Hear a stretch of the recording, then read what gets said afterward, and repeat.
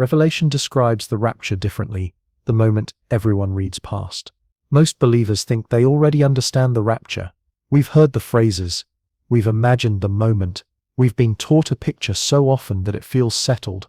But what if the final book of the Bible quietly presents the rapture in a way most sermons never explain?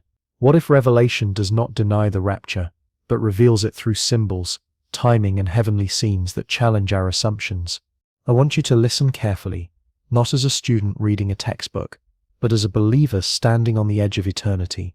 Revelation was not written to confuse you, it was written to prepare you. And preparation often begins by realizing that what we assumed was simple is actually deeper, richer, and more urgent than we imagined.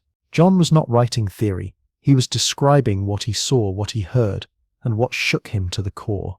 Doors opening in heaven, voices like trumpets, crowns placed on heads, multitudes appearing suddenly before the throne, worship erupting before judgment begins. None of this is random. None of this is decorative.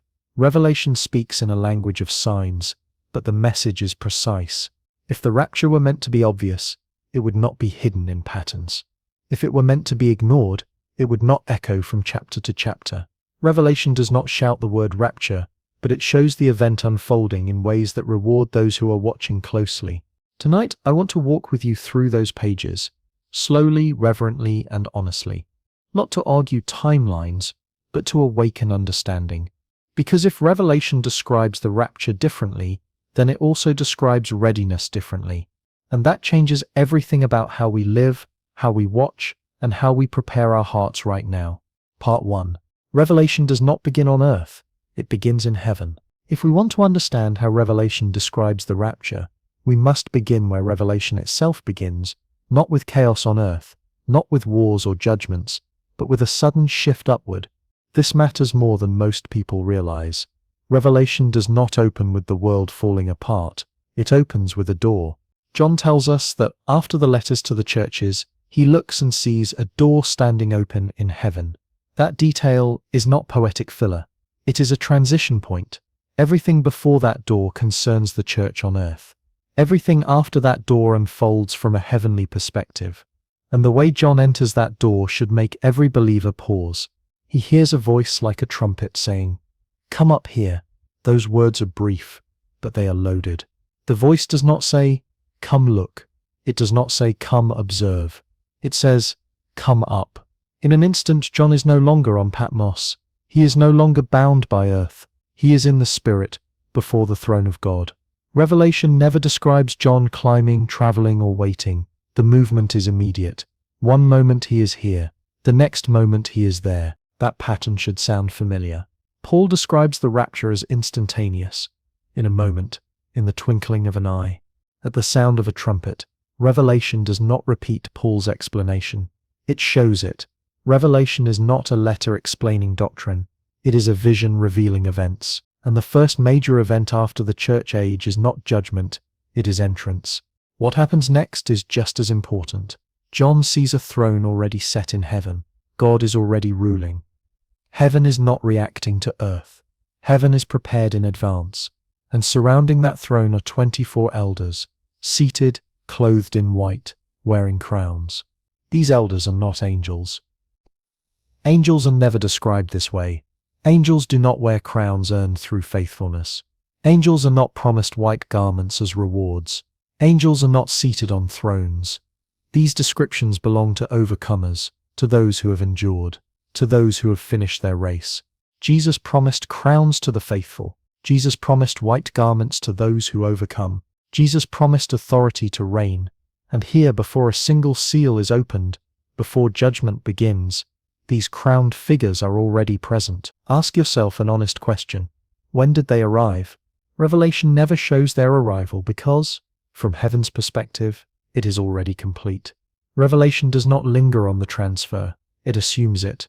The focus is not on the moment of departure but on the position afterward, seated, secure, worshipping. This is one of the clearest ways Revelation describes the rapture differently. It does not center fear, it centers arrival. It does not highlight escape, it highlights placement.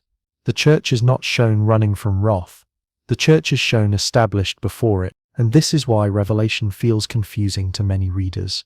We look for a verse that says, "Now the church is raptured," but Revelation does not narrate it like a news report. It reveals it like a heavenly reality. Suddenly, the church is no longer mentioned on earth. Suddenly, the focus shifts entirely upward. Suddenly, redeemed humanity is present where only angels were before. Revelation teaches us something subtle but powerful. Heaven recognizes the rapture not as a dramatic interruption, but as a completed transition. From earth's perspective, it is sudden. From heaven's perspective, it is expected. This should change how you think about readiness. The rapture in Revelation is not portrayed as a panic moment. It is portrayed as an appointment. Heaven is ready. Thrones are prepared. Crowns are waiting. Worship is already in motion. Which leads to a deeper question. If Revelation shows the church already positioned before judgment, what does that say about the timing? And if the church is not described during the seals, the trumpets and the bowls, what does that silence mean? Revelation is not vague by accident. It is precise by design. And once the door opens in heaven, the story never returns to the church struggling on earth again. Something has shifted permanently. And that shift sets the stage for everything that follows. Part 2. The silence of the church speaks louder than words. One of the most overlooked features of Revelation is not what it says, but what it stops saying. For the first 3 chapters, the church is everywhere. Named, corrected, encouraged, warned, loved. Jesus walks among the lampstands. He speaks directly to believers living in real cities, facing real pressure. Then something strange happens. After chapter 3, the word church disappears. Not once, not briefly, completely. This silence stretches through seals, trumpets, bowls, plagues, beasts, and global judgment. The world is described in detail. Israel is described in detail. The nations are described in detail. But the church, which dominated the opening chapters, is never addressed again as an earthly body. That absence is not accidental. Revelation is too deliberate to forget its main audience. Instead, Revelation shows us a shift in role. The church is no longer being warned on earth because the church is no longer stationed there. Instead, we see a different group appear repeatedly. A great multitude in heaven. They come from every nation, tribe, people, and language. They stand before the throne. They wear white robes. They hold palm branches. They cry out in worship. And when John asks who they are, the answer is revealing. They have come out of great tribulation. But notice something important. They are not shown enduring it. They are shown arriving after it has begun. Revelation describes the rapture differently by separating experience from arrival. The text does not focus on believers suffering under judgment. It focuses on believers already safe while judgment unfolds. This challenges the assumption that the church must be present for all end-time events to prove its faithfulness. Revelation does not frame endurance as remaining under wrath. It frames endurance as faithfulness until the moment of transfer. The saints in Revelation are not passive victims. They are witnesses. They are sealed. They are protected. And many are clearly differentiated from the crowned elders already seated near the throne. This distinction matters. Revelation shows multiple groups of redeemed people, arriving at different moments, under different circumstances. But the church as a unified body is never shown struggling through the judgments described. Instead, we see saints coming out of tribulation, not the church entering into it. Another overlooked detail is worship timing. Worship erupts in heaven before judgment begins. Songs are sung declaring redemption already accomplished. Crowns are cast. Authority is acknowledged. Judgment does not trigger worship. Worship precedes judgment. This order reflects God's character. He removes, establishes, and secures his people before he pours out wrath. Revelation does not contradict Jesus' promise to keep his followers from the hour of trial. It visualizes it. The silence of the church on earth is not neglect. It is relocation. And that realization should reshape how we read every terrifying image that follows. The beasts rise. The seals break. The earth shakes. But the church is not described hiding, fleeing, or resisting. Because Revelation has already moved the church's story to heaven, this does not diminish the seriousness of what comes next. It magnifies the mercy that comes before it. Revelation describes the rapture not as an escape plan whispered at the last second, but as a transition so complete that heaven simply continues while earth trembles. And if the church is absent from earth, not because it failed, but because it finished, then Revelation is not primarily a book of fear, it is a book of fulfillment. The question is no longer whether Revelation teaches the rapture. The question becomes whether we are watching carefully enough to recognize how it teaches it. And that understanding prepares us for what Revelation reveals next. Part 3. The throne room shows who is missing and who is safe. When Revelation pulls the curtain back and shows us the throne room of heaven, it is not merely giving us a glimpse of God's majesty, it is showing us who has access, who is present, and who is conspicuously absent. Heaven, in Revelation, is not crowded randomly. Every figure has meaning. Every position tells a story. John sees the throne at the center. God is not moving toward judgment in panic or reaction. He is already seated. Authority is settled before history accelerates. Around the throne are flashes of lightning, rumblings and peals of thunder, symbols of power, holiness and impending action. Yet the atmosphere is not chaos. It is order. Surrounding the throne are the 24 elders again. They do not stand in fear, they sit. Sitting implies rest, completion and authority granted. These elders are not waiting to see what happens next. They already belong there. And this is where Revelation speaks the rapture differently than many expect. The focus is not on believers disappearing from earth, but on believers already placed in heaven. Revelation emphasizes location, not motion, status, not spectacle. If the church were meant to endure the wrath described in the following chapters, we would expect to see some sign of preparation, warning or protection instructions directed to them. But instead, the church's representation in heaven is calm, crowned, and worshipping. John also sees 7 lamps of fire burning before the throne, which are the 7 spirits of God. The fullness of God's Spirit is present. Nothing is lacking. Nothing is being assembled at the last moment. Heaven is fully prepared before judgment begins. Then John sees something that should deeply comfort every believer. A sea of glass, clear as crystal, lies before the throne. In Scripture, the sea often represents chaos, danger, and the unknown. Here it is calm, solid, and transparent. Chaos has no power in this place. Nothing threatens those who stand there. Revelation is showing you a truth without stating it directly. Whatever is about to happen on earth cannot reach those positioned here. And then the Lamb appears. John sees a lamb standing as though it had been slain. This is crucial. Judgment does not begin until redemption is acknowledged. The Lamb is central before the seals are opened. This means the removal and security of the redeemed are not secondary concerns. They are foundational. The Lamb takes the scroll. Heaven erupts in worship. The elders fall down. They sing a new song, declaring that the Lamb has redeemed people from every tribe, language, people, and nation. Redeemed, past tense. Completed. This is not a song anticipating salvation. It is a song celebrating accomplished redemption. The redeemed are not being rescued during judgment. They are already redeemed before judgment begins. This moment answers a critical question many believers wrestle with. If Revelation describes intense wrath, where is mercy? The answer is mercy has already acted. Revelation does not portray God as saving his people while wrath is falling. It portrays God as securing his people before wrath is released.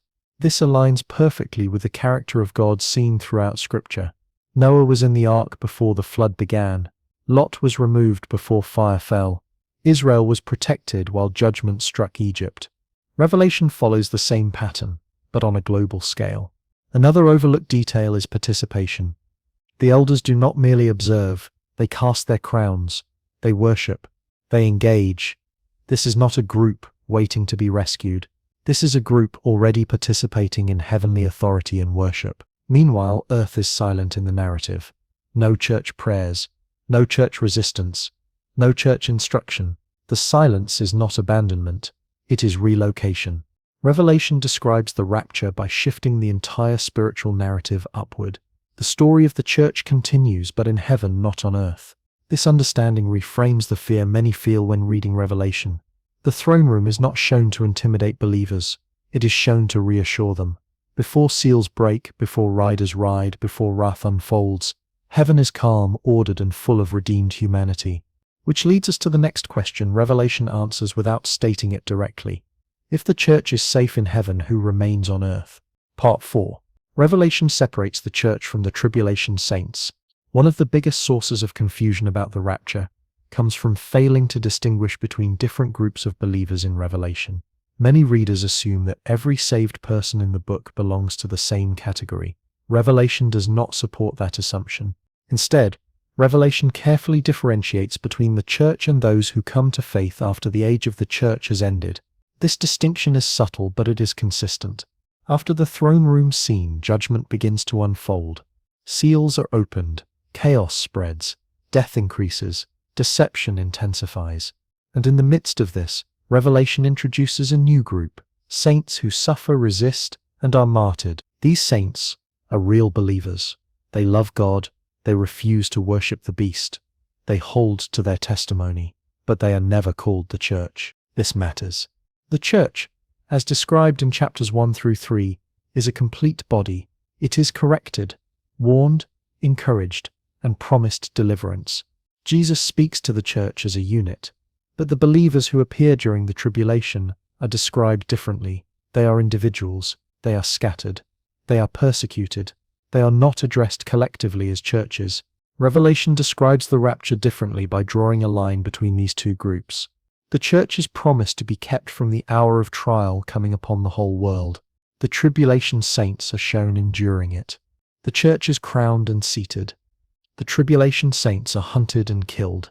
The church worships before judgment. The tribulation saints cry out during it. This does not diminish the faith of those who believe during the tribulation. If anything, Revelation honors them deeply. Their testimony is powerful. Their endurance is remarkable. But they are not the same group as the church described earlier. Revelation even shows how these saints come to faith. Through witness, through suffering, through the realization that the Lamb they rejected earlier is truly Lord. Their belief emerges in darkness, not during the age of grace as we know it. This is why Revelation emphasizes sealing. God seals 144,000 from Israel. He protects witnesses. He preserves testimony. These actions are necessary because the protective covering promised to the church age is no longer the primary framework. The age has shifted. Revelation is not teaching that God abandons believers. It is teaching that God works differently in different seasons. The church age is marked by invitation, proclamation, and grace. The tribulation is marked by decision under pressure, witness under threat, and faith refined by fire. By separating these groups, Revelation removes a common misunderstanding, the idea that the church must suffer through wrath to prove faithfulness. Revelation never teaches that. It shows faithfulness expressed in different ways at different times. The rapture, then, is not about avoiding hardship at all costs. Believers suffer in every generation. The rapture is about the completion of the church's mission and the transition to a new phase in God's plan. When Revelation describes saints refusing the mark, enduring persecution, and being martyred, it is not rewriting the church's role. It is revealing the cost of belief in a world fully given over to deception. And even then, God does not abandon them. He welcomes them. John sees souls under the altar crying out for justice. He sees them given white robes. He sees them acknowledged and remembered. But again, notice the difference. They receive robes after death. The elders already wear them. They wait for justice. The elders cast crowns in worship. Revelation does not blur these distinctions. It depends on them. Understanding this separation helps Revelation make sense. Without it, the book feels contradictory and frightening. With it, the book becomes structured, purposeful, and deeply reassuring. Revelation describes the rapture differently by showing the church's story largely completed before the darkest chapters begin. The church's role is not erased. It is fulfilled. And once we see that, Revelation no longer reads like a threat to believers. It reads like a promise kept. The next part will take this even further, showing how timing, language, and symbolism confirm this pattern in ways many readers overlook. Part 5. Revelation's timing reveals a completed work, not a last-minute rescue. One of the deepest misunderstandings about the rapture comes from assuming it is a reaction, God stepping in at the last possible moment to save his people from disaster. Revelation quietly dismantles that idea. What it shows instead is preparation, sequence, and completion. The rapture, as Revelation presents it, is not rushed. It is not improvised. It fits into a divine order that has been set long before the final days arrive. Revelation is obsessed with timing. Not dates, but order. What happens first? What follows? What must be completed before something else can begin? And when we pay attention to that order, we discover something striking. Judgment never overtakes the redeemed. Judgment always follows their placement. The scroll in the hand of the Lamb is sealed. Nothing can move forward until the Lamb takes it. This alone tells us that history is not spiraling out of control. Events are restrained until heaven authorizes their release. And before that authorization is given, the throne room is full, worship is complete, and redeemed humanity is present. Revelation does not show angels scrambling to make room for the church. It does not show heaven reacting to a sudden influx of believers. Everything is already arranged. Thrones are set. Crowns exist. Songs are prepared. This is not emergency evacuation. This is scheduled transition. This is why Revelation feels calm in heaven and chaotic on earth. Heaven is not responding to earth's collapse. Earth is responding to heaven's decisions. Another key detail appears in the language of completion. Over and over again, Revelation emphasizes phrases like "after this, it was done, and they have overcome." These are not words of uncertainty, they are words of fulfillment. Revelation describes events as milestones passed, not dangers barely escaped. When the Lamb opens the seals, it is not to rescue the church. It is because the church's role has already reached its appointed conclusion. The church's mission to witness, to proclaim, to endure in faith has been completed. What follows is not purification of the church, but judgment of the world. This distinction is critical. Many fear that the tribulation is meant to refine believers. Revelation never frames it that way. The tribulation is portrayed as exposure. It reveals what the world truly worships when restraint is removed. It reveals who follows the Lamb even when the cost is unbearable. But it is not designed to complete the church. The church has already been completed. This is why Revelation repeatedly returns to the idea of sealing and marking. Those on earth are marked either by God or by the beast. These marks identify allegiance, not church membership. The era has shifted. Humanity is being divided, not discipled. Revelation describes the rapture differently, by placing it not at the climax of suffering, but at the boundary between ages. It is the closing of one chapter and the opening of another. The church age ends not with defeat, but with fulfillment. Even the marriage imagery reinforces this. The marriage of the Lamb is announced before Christ returns in visible judgment. The bride is prepared. The bride is clothed in fine linen. The bride is not being dressed while war rages. The bride is already ready. This imagery is intimate and intentional. God does not marry his son in the middle of chaos. He prepares the bride beforehand. He honors the covenant before executing judgment. Revelation never shows the bride fleeing danger. It shows the bride presented in glory. And this brings us to one of the most powerful truths Revelation communicates. The rapture is not about fear of what is coming. It is about completion of what has already been done. The church is not removed because it is weak. It is removed because its task is finished. When we see this, the book of Revelation stops being a source of anxiety and becomes a source of confidence. God is not improvising. He is executing a plan that has been unfolding since the foundation of the world. The rapture, as Revelation presents it, is not a question mark at the end of history. It is a period at the end of a sentence God has already written. And that realization leads naturally to the final question.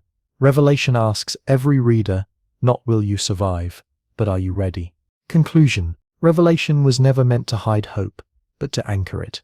Revelation has frightened more believers than almost any other book in the Bible, not because it lacks hope, but because we often read it without listening to its structure. When we expect Revelation to speak in the same way as Paul's letters, we miss what it is actually doing. Revelation does not argue. It reveals. It does not explain every transition. It shows the result. And what it shows again and again is a God who secures his people before he judges the world. Revelation describes the rapture differently, not as a dramatic escape scene played out on earth, but as a settled reality revealed in heaven. The church is not the subject of wrath. The church is the witness to God's faithfulness. And when that witness is complete, God moves his people to where they belong. This does not make the coming days less serious.